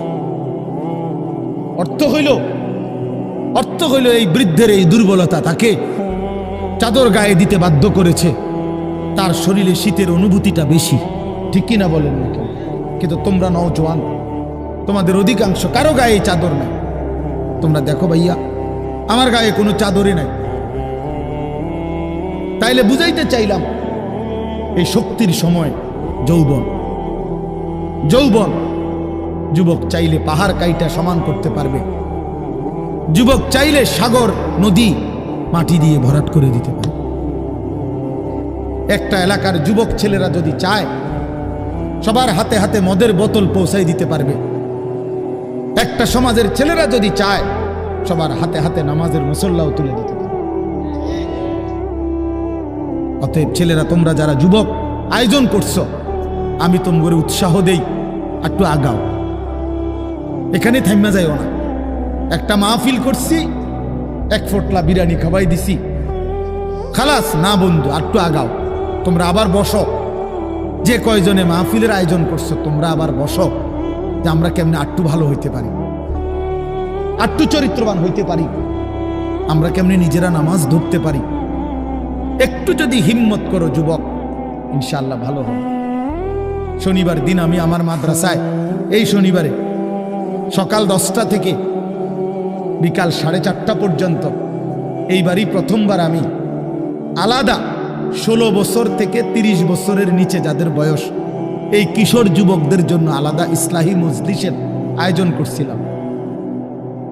আমার শায়েখ আল্লামা মুফতি মুশতাকুর নবী সাহেব বয়ান করছেন, আল্লামা মুফতি আমজাদ হুসাইন সাহেব বয়ান করছেন, হযরত মাওলানা মুফতি ইউসুফ বিন ইকবাল বয়ান করছেন, আমাদের কুমিল্লা ক্যান্টনমেন্টের বড় একজন শিশু বিশেষজ্ঞ ডাক্তার মিজানুর রহমান উনি বয়ান করছেন, আমি নিজে কিছু কথা বলছি। প্রায় 600 ছেলে এন্ট্রিভুক্ত আসছে, উপস্থিত হয়েছে 600। সন্দ্বীপে, চট্টগ্রামে আমরা প্রতি বছর সন্দ্বীপ যাই, সেখানে 4টা-5টা ছেলে ফজরের নামাজের জন্য, তারা বন্ধু কলেজের ছেলে, 4-5 জন ছেলে মাত্র। ওরা একদিন সিদ্ধান্ত নিছিল, ওরা সবসময় ফজরের নামাজ পড়তো, তো ওরা একদিন সিদ্ধান্ত নিছে যে ফজরের পরে তারা সন্দ্বীপ তো সাগরের পারে, তো সাগরের পারে হাঁটতো তারা। তো তারা একদিন সিদ্ধান্ত নিছিল আজ থেকে 1 বছর আগে, যে আমরা সকালবেলা না হাইটা চলো আমরা বন্ধুদেরকে ফজরের জন্য জাগাই, ফজরের ক্যাম্পেইন করি, ফজরের জন্য গণসংযোগ করি। এই 4-5 জন ছেলে উদ্যোগ নিয়ে শুরু করছে। ঠিক 1 বছরের মেহনতে এই গত নভেম্বর, 24 সালের নভেম্বরে আমি গেছি মাহফিলে, ওইখানে তারা আমার লিস্টেড। ফজরের পরে আমি তাদের জন্য আলাদা বয়ান করছি, তাদের আলাদা মাহফিল হয়েছে ফজরের পরে। মানে রাতে আমি যেই প্যান্ডেলে ওয়াজ করছি, ওই প্যান্ডেলটা তারা সকালের জন্য আবার ভাড়া নিছে। বুঝেন না এই কথা? আমি ওখানে ছিলাম, আর ওখানে রাত্রে আসা যায় না, ওইটা সন্দ্বীপে স্পিড বোট দিয়ে আইতে যাইতে হয়, তো রাইতে আওয়ানোর সিস্টেম নেই, থাকতে হয়। এই জন্য ফজরের পরে আবার বয়ান করছি 1.5 ঘন্টা। তো ওরা, আমি বললাম এত ভোরে ছেলেরা আইবনি, কয় হুজুর আসবে ইনশাল্লাহ, আপনি দেখেন। তারা আমারে দেখাইছে কাগজে কলমে লিস্টেড করা প্রায় 4,500 ছেলে এখন ফজরের নামাজ জামাতে। যুবক চাইলে কি না পারে, যুবক চাইলে ভাঙতে পারে, যুবক চাইলে গড়তে পারে, যুবক চাইলে বুলডোজার দিয়ে সমান করে লাইতে পারে, সমান করে ফেলতে। আবার সেই ভাঙার উপরে যুবক চাইলে গড়তেও পারে।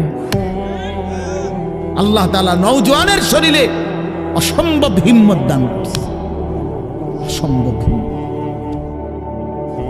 এই জন্য বাপ, আমি যুবক যারা, তাদেরকে উৎসাহিত করলাম। মহান আল্লাহ পাক রব্বুল আলামিন আমাদেরকে বলছেন, আমি তোমাদের ইমানদার, ইমান নিলাম, আমি ইমান দিছি বান্দা। আমি গত বছর যখন তাবলীগের সফরে ছিলাম দিনাজপুর জেলায়, গত বছর আগস্ট মাসে 72 বছর বয়স্ক একজন হিন্দু লোককে কালেমার দাওয়াত দিছিলাম। ওনার 2 ছেলে মুসলমান, ওনারে আমি 2.5 ঘন্টা কালেমার দাওয়াত দিছি। আমরা 3 জন আলেম মিলে কত অনুনয় বিনয় করছি, কাকুতি মিনতি করছি, কাঁদছি, চোখের পানি ফেলছি। একটা বার চাচা কালেমা পড়েন, আপনার ছেলে মুসলমান, ছেলের বউ মুসলমান, আপনার নাতি নাতনি সব মুসলমান, আপনি এখনো বসে আছেন কেন? আহা, এই 72 বছর হয়ে গেছে। বুড়া মিয়া কয় আমি ওটা বলবো না। বলে নাই। আমি আমার সাথীদের কাছে, আমার 26 জন সাথী নিয়ে চিল্লায় গেছি। 16 জন আলেম, এক চিল্লা সফরে 950 মানুষ আল্লাহর রাস্তায় বের হয়েছে চিল্লার জন্য।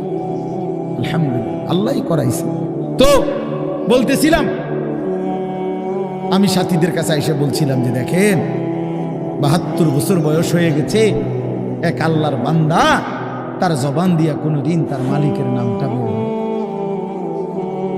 আমারে আপনারে আল্লাহ তাআলা কত বড় তৌফিক দিছে যে আমরা কত হাজারবার লক্ষবার কালেমা লা ইলাহা ইল্লাল্লাহ মুহাম্মাদুর রাসূলুল্লাহ এটা যে আমরা পড়তে পারি, পড়তে পারছি, এই সৌভাগ্যের কৃতজ্ঞতা কি? এটা যদি আল্লাহ আমগো জবান দিয়ে কোনোদিন না বলাইতো। কথা বলে না বাপ, এই ছেলেরা মিয়া, এই আব্বাস যারা নামাজ পড়ো না, আরে না ফরমান, তুই যদি হিন্দুর ঘরে জন্ম নিতি, তুই যদি ইহুদির ঘরে জন্ম নিতি, তুই যদি খ্রিস্টানের ঘরে জন্ম নিতি, বেটা কি হতো জীবন যদি কোনোদিন কালেমার আহ্বান না শুনতা? তুমি তো মুসলমানের ঘরে জন্ম নিয়া এভাবে ইমানকে ফেলে দিলা। মুসলমানের ঘরে জন্ম নিয়ে এভাবে নামাজকে প্রত্যাখ্যান করলা।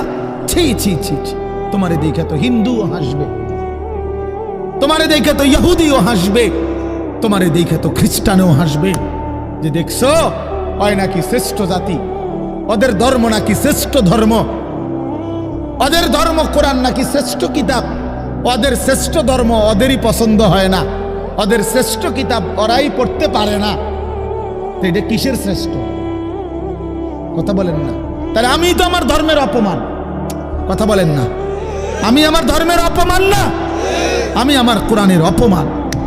এজন্য তোমরা যারা বেনামাজি ছেলে, তোমরা ধর্মের অপমান। তোমাদের যাদের চুল বেঈমানের মতো, তোমরা মুসলমান ধর্মের অপমান। তোমাদের কারণে আমার ধর্ম লজ্জিত, তোমাদের কারণে ধর্ম বেইজ্জতি হয়েছে। তোমরা ইসলামকে অপমানিত করলা, আল্লাহকে অপমানিত করলা, আমার নবীর শ্রেষ্ঠতম 23 বছরের আদর্শকে তোমরা অপমানিত করলা। এই অপমানের বিচার আল্লাহ করবে, মনে রাখো, ছেড়ে দিবে না বাপ। আল্লাহ কোরআনে বলছে, বান্দা আমি 1 সেকেন্ড ছাড়বো না, আমি হিসাব নিব। তুমি আমারে কি মনে করছো বান্দা? বাদ দুগা খাওয়াইছি দেখিয়া তুমি মনে করছো আমি মাতি না? হ্যাঁ, কিটা মনে করছো? এ পেশাব পায়খানার ভাত তুমি মনে করছো আমি কিছুই বলবো না, কিছুই বলবো না। তুমি জানো না ফেরাউনকে শোয়াইছে কে? তুমি জানো না কারুনকে শোয়াই দিছে কে? তুমি জানো না নমরুদ সাদ্দাতকে নিশ্চিহ্ন করে দিয়েছে কে? তুমি শোনো নাই? তুমি আন্দাজ করো নাই আমি আল্লাহ কেমন? এই পৃথিবীর কত অবাধ্য জাতিকে আমি আল্লাহ ধ্বংস করে দিয়েছি, শোনো নাই? ওই গোটা পৃথিবীর সমস্ত আধুনিক প্রযুক্তি থাকার পরেও তো বাবা আমেরিকার ওই বেঈমানরা, ক্যালিফোর্নিয়ার লস অ্যাঞ্জেলস তাদের একটি স্টেট আগুনে দাবানলে পুরে ছাই হয়ে গেছে। লক্ষ লক্ষ কোটি কোটি মিলিয়ন বিলিয়ন ডলারের এক এক বিল্ডিং। আপনারা মুরব্বীরা মিলিয়ন বিলিয়ন ডলার কি তাই বুঝতেন না? কয়টা আপনি 1 মিলিয়ন বিলিয়ন ডলার কত টাকা? কমপক্ষে 300 টাকার বেশি। মানে আপনি এটি বুঝতেন না, টেহাইডি এটা বুঝতেন না। কথা বুঝছেন কেন? হ্যাঁ, আমরা কিতাবে পড়ছি এক বুজুর্গকে, হ্যাঁ, একটা জিনিস দামি ওনার কাছে ছিল, তো ওনার কাছে বলছি এটা আপনি বিক্রি করে দেন। কত মূল্য? উনি বলছে 100 দিরহাম, 100 টাকা। তখন উনি যখন বিক্রি করে দিছে, ওনার 100 দিরহাম দিছে। তো অন্য কেউ উনারে পরে বলছে, হায় হায় জনাব, আপনি তো বহুত বড় ঠকছেন, মাত্র 100 টাকা দাম চাইলেন, এটার দাম তো আরো অনেক। তো উনি বলছেন, আল্লাহর কসম, 100 টাকার উপরে, 100 দিরহামের উপরে কোনো সংখ্যা আছে আমার তো এটা জানা নেই, আমার তো এর উপরে কিছু জানা নাই।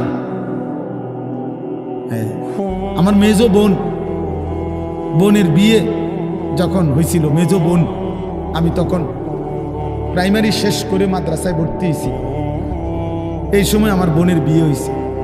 তো বোন জামাই যখন ওই আগে ছোটবেলায় বিয়ের দিন বোন জামাই যখন আসছে, তখন শরবত খাওয়াইছি যে গেইটে নাকি, তখন কিছু টাকা দিতে হয় না, যে শরবত খাওয়ায় তারে। তো আমারে 100টা টাকা দিছে উনি প্রথম। তো এগুলা নাকি ওনার কাছে আরো টাকা ছিল, তো এগুলো ওই আরো একটু সাফাসাফি করলে আরো দেয়, আরো কিছু দেয়, না মানলে আরো দেয়, এমনি এমনি নিয়ম ছিল। আমার 100 টাকা দিছে, আর এটা দেখে আমি একটা দৌড়ে আইয়ালাইছি। আমার পুরা মনে আছে, একেবারে কসম, আমার পুরো এখনো মনে হইলো আর এই কথাটা। আমার একেবারে আমার ভাই, চাচাতো ভাইটাই বা অন্যরা এত দমকাইছে, বেউকুফ, 100 টাকা লইয়া দৌড় দিয়ে আইয়ালাইছ। আমি বলছি, আমি তো আসলে এর চাইতে বেশি টাকা জীবনে আর দেখি। তো বলতে চাইলাম, হাজার হাজার কোটি কোটি মিলিয়ন ডলারের এই বাড়ি ভবন, এগুলো পৃথিবীর সর্বাধুনিক প্রযুক্তি দিয়ে, অত্যাধুনিক প্রযুক্তি থাকা সত্ত্বেও, আধুনিক সরঞ্জামাদি থাকার পরেও বাপ আল্লাহর দেওয়া আযাবে আগুনে যখন জ্বলছে, এই কয়দিন হইল কোনো বেঈমানে 1 সেকেন্ডের জন্য আগুন নিভাইতে পারে নাই। 14,000 ফায়ার সার্ভিস কর্মী একসাথে আপনার পানি দিছে, আরো বাড়ে, আগুন আরো বাড়ছে। তার মানে বোঝা গেল বাবা, পৃথিবীর কারো শক্তি মূলত কোনো শক্তি না, আল্লাহ শক্তির সামনে, আল্লাহর ফয়সালার সামনে। আল্লাহ যদি ভালো রাখে তাইলেই ভালো থাকা। হ্যাঁ, আপনার টাকা তো আছে 1000 কোটি টাকা, কিন্তু আপনার ফেড অসুখ, আপনি টেহা দিয়ে কিনবেন। আপনার টাকা তো আছে লক্ষ কোটি টাকা, কিন্তু আপনার তো ডায়াবেটিস, আপনি কিনবেন টাকা দিয়ে কি করবেন? আপনি 7,000 ধন হইলেও কি লাভ হবে আপনার? এই জন্য আমি অনুরোধ করছি, আমরা মুমিন, আল্লাহ আমাদেরকে বলছে এটাই কথা, তোমাদের উপরে আমি রোজা ফরজ করলাম, তোমরা আমার হুকুম মানো, তোমরা আমারে মানো বান্দা। রোজা মানে বিরত থাকা, সিয়াম মানে বিরত থাকা, তার মানে গুনাহ থেকে বাঁচো, হালাল বস্তু থেকে বাঁচো। আমি তোমাদেরকে হারাম তো হারামই, হারাম থেকে আবার ফিরাবো কেন? হারাম থেকে তো ফিরতে সারা বছরের জন্যই বলে দিছি। তো আমি রমজান মাসে তোমাদের 3টি হালাল খাবার হালাল ছিল, পানি হালাল ছিল, হালাল স্ত্রী হালাল ছিল। আমি রমজানের 30টা দিন, একটা মাসে তোমাদের জন্য খাদ্য, পানি, স্ত্রী, এই 3টা জিনিস হালাল বস্তু আমি হারাম করে দিলাম। যেন আমি বুঝাইতে চাইলাম যে দেখো, আমি আল্লাহ যেখানে হালালটাও হারাম করে দিলাম, সেখানে হারামটার প্রতি আমি আল্লাহর কি পরিমাণ ঘৃণা। যেখানে হালালটাই ছেড়ে দিতে বললাম, সেখানে হারামটা ধরে রাখার কোন সুযোগ আছে? অতএব মিথ্যা, চুরি, ডাকাতি, জিনা, ব্যভিচার, মদ, জুয়া,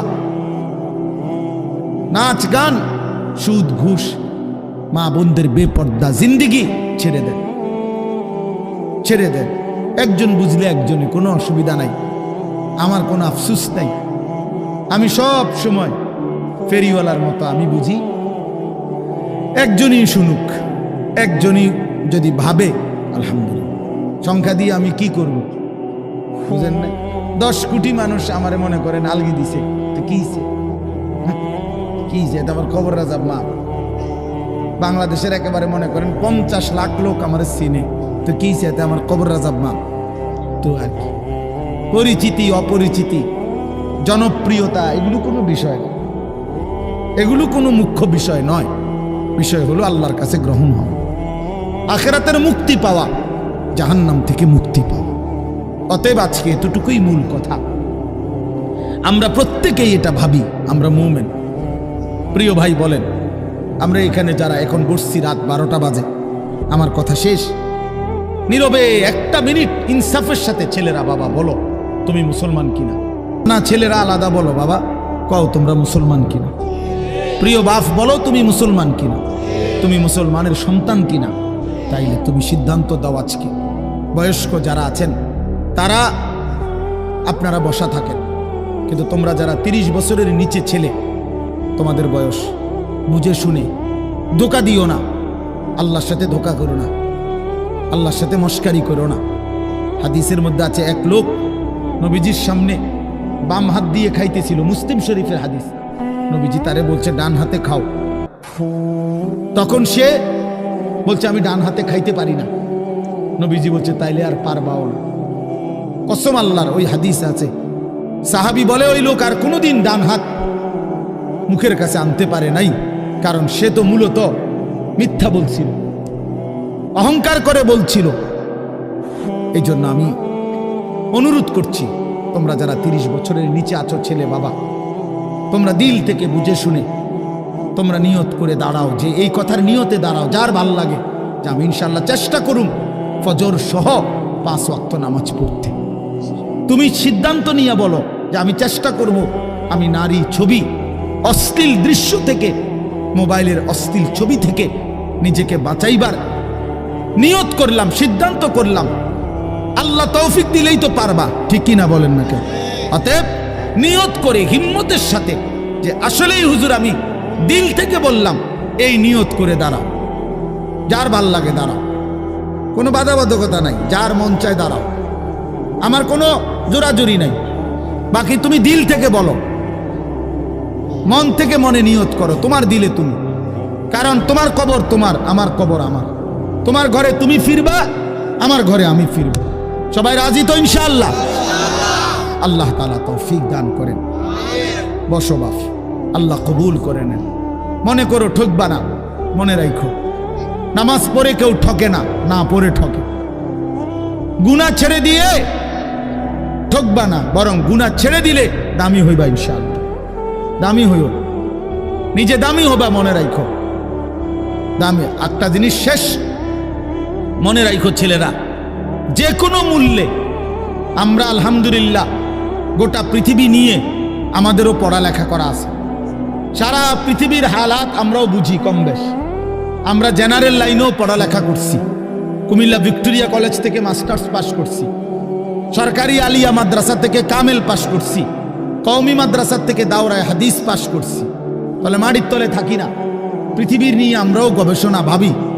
কাজে সারা পৃথিবীর যেই পরিস্থিতি বর্তমান এবং আমাদের কোরআন সুন্নাহর যেই ভাষ্য, এই সবগুলো বিশ্বাস করো, একত্রে মিলাইলে এ কথা আমাদের কাছে একেবারে স্পষ্ট।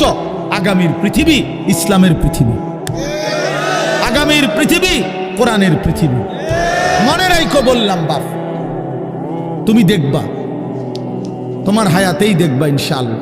এখন যাদের বয়স এই 20, 25, 26, 28, যাদের বয়স 12, 15, তোমরা ইনশাআল্লাহ আগামীর ইসলাম দেখবা, কালেমার বিজয় দেখবা। তোমরা শুনবা যে ফিলিস্তিন বিজয়ী, তোমরা শুনবা সারা পৃথিবীতে কালেমার পতাকা উড়েছে, তোমরা শুনবা ইউরোপ আমেরিকার শক্তি নিশ্চিহ্ন হয়ে গেছে, তোমরা শুনবা ইসরায়েলের কুত্তারা পরাজিত হয়ে গেছে। সেদিন বুঝবা ইমানদারি দামি, সেদিন বুঝবা চরিত্রবান ছেলেটাই দামি, সেদিন বুঝবা নামাজি ছেলেটাই দামি। আর যারা চরিত্র নষ্ট করে ফেলেছ, তুমি ফালতু কোনো না কোনো সিফাত কোনাত পড়ে থাকবে। এই জন্য আমরা দয়া করি ইনশাআল্লাহ প্রত্যেকেই আমরা ইনশাআল্লাহ নামাজ পড়বো তো ইনশাআল্লাহ। ভালো হও, চরিত্রবান হও, নিজের জীবন গঠন করো, আল্লাহ তৌফিক দান করেন। আলহামদুলিল্লাহি রাব্বিল আলামিন।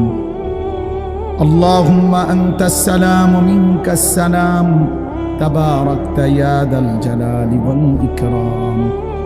ইয়া রাব্বি লাকাল হামদু কামা ইয়ানবাগি লিজালালি ওয়াজহিক ওয়া আযীমি সুলতানিক।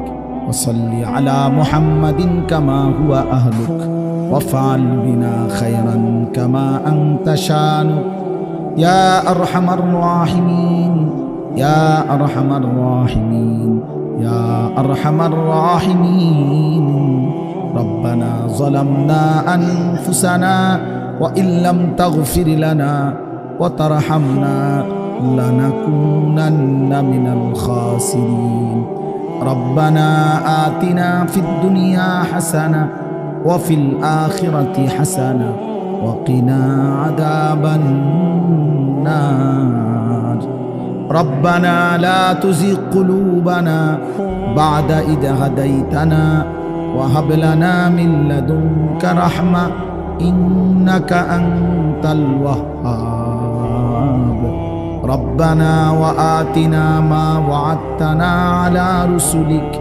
ولا تخزنا يوم القيامة إنك لا تخلف الميعاد ربنا اصرف عنا عذاب جهنم إن عذابها كان غراما إنها ساءت مستقرا ومقاما رب ارحمهما كما ربياني صغيرا رب ارحمهما كما ربياني صغيرا ربنا هب لنا من أزواجنا وذرياتنا قرة أعين واجعلنا للمتقين إماما مولاي كريم رب كريم মেহেরবান মাওলা রাত গভীরে আমরা গুনাহগার গোলাম আপনার শাহী দরবারে হাত উঠাইলাম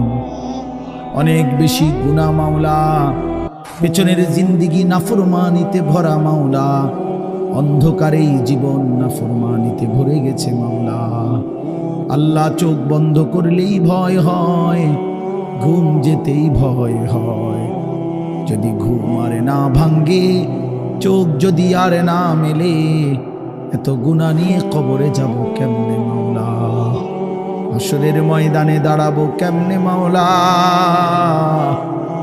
নবীজির সুপারিশ চাইবো কেমনে মাওলা হাউজে কাউসারের পানি তো মিলবে না মাওলা আপনি মাফ করে দেন মাফ করে দেন আজই মাফ করে দেন এখনই মাফ করে দেন হায়াতে থাকতেই মাফ করে দেন কবরে যাবার আগেই মাফ করে দেন আপনি রহমান আপনি রহিম আপনি গফফার আপনি গফুর আপনি মাফ করে দেন আযাব দিলে আপনার কোনো লাভ নাই মাফ করে দিলে আপনার কোনো ক্ষতি নাই মাফ করিলে আপনার কমবে না মাফ না পেলে আমাদের উপায় থাকবে না আল্লাহ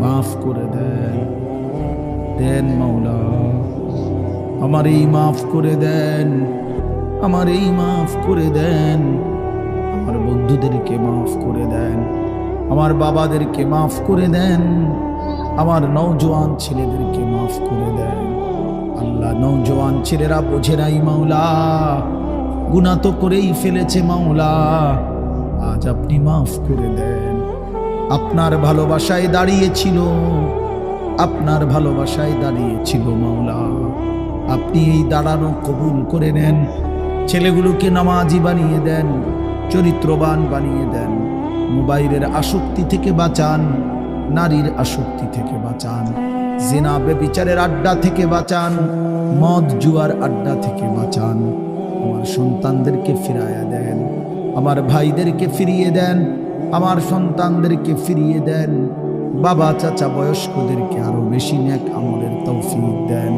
মা বোনদেরকে পর্দা পুশিদা দান করেন সমস্ত কবরবাসীদেরকে মাফ করে দেন কিয়ামত পর্যন্ত কবরের আযাব মাফ করে দেন অসুস্থ বিমারি যারা শিফা করে দেন প্রত্যেকের কামাই রুজিতে হালাল বরকত দান করেন বিদেশের জমিনে প্রবাসে যারা সহি সালামতে নিরাপদে রাখেন মাওলা যে যেই মাকসাদে দোয়া চেয়েছে সকলের নেক মাকসাদ পূরণ করে দেন আল্লাহ ছেলেদের আয়োজন মসজিদ কমিটির আয়োজন মহল্লাবাসীর আয়োজন এই মাহফিলখানা কবুল করে নেন মাহফিলের প্রতিটা দান সাদাকা বুদ্ধি, সহযোগিতা, পরামর্শ সব কিছুর উত্তম বিনিময় দান করেন। আল্লাহ সকলকে কবুল আর মনসুর করে নেন। ওলামায়ে কেরামকে হায়াত দারাজ করেন, সকলের উপরে রহম করম করেন, প্রত্যেকের নেক মাকসাদ আপনি পূরণ করে দেন। আল্লাহ অভাব দূর করে দেন। রমজান পর্যন্ত হায়াত ভিক্ষা দান করেন। আল্লাহ রমজান পর্যন্ত পৌঁছিয়ে দেন, পৌঁছিয়ে দেন, পৌঁছিয়ে। আর অল্প কয়েকটা দিন মাওলা, বঞ্চিত কইরেন না, মাহরুম কইরেন না, এতটা কাছে এনে কবরে নিয়েন না মাওলা। আল্লাহুম্মা বারিক লানা ফি রাজাব ওয়া শাবান ওয়া বাল্লিগনা রমাদান ওয়া বাল্লিগনা রমাদান ওয়া বাল্লিগনা রমাদান। আল্লাহ রমজান পর্যন্ত পৌঁছাইয়াই দেন, হায়াত ভিক্ষাই দেন। আল্লাহ রমজানের চাঁদ দেখাইয়েন মাওলা, রহমত মাগফিরাত নাজাত নসিব করিয়েন। আল্লাহ সারা দেশ কবুল করে নেন, সারা পৃথিবীর মজলুম মুসলমানকে বিজয় দান করেন। আল্লাহ ফিলিস্তিনের বিজয় দান করেন, ইসরায়েলের ইহুদি বেঈমানদেরকে ধ্বংস করে দেন। রব্বির হামহুমা কামা রব্বায়ানি সগীরা। সুবহান রাব্বিকা রব্বিল ইজ্জাতি আম্মা ইয়াসিফুন ওয়া সালামুন আলাল মুরসালিন। আলহামদুলিল্লাহ।